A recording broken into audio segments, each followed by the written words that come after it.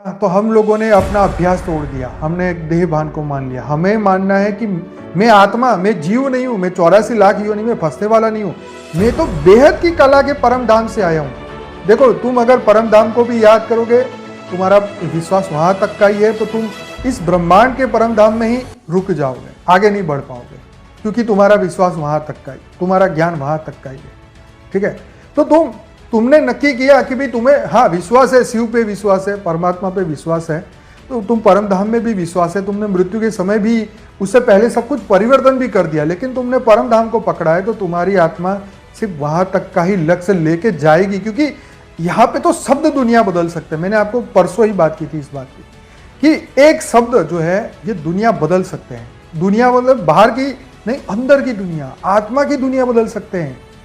एक देखो, ये मैं आपको शास्त्र की बात हमने पहले भी की थी।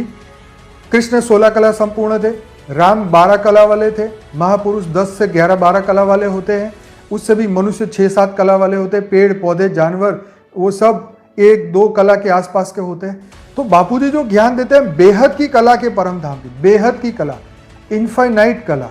यहाँ 1000, 2000, 5000, 10,000, 100 कला की बात नहीं, यहाँ तो इनफाइनाइट बेहद की कला के परम धाम की बात है।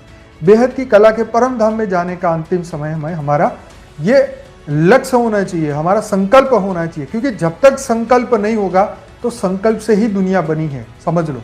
संकल्प से ही दुनिया बनी है, संकल्प से ही दुनिया बदलेगी, संकल्प से ही स्वपरिवर्तन होगा। तो यहाँ बात हो रही है संकल्प की। तो जीवन में हमने जो संकल्प किया है उसी के आधार पे, ठीक है ना।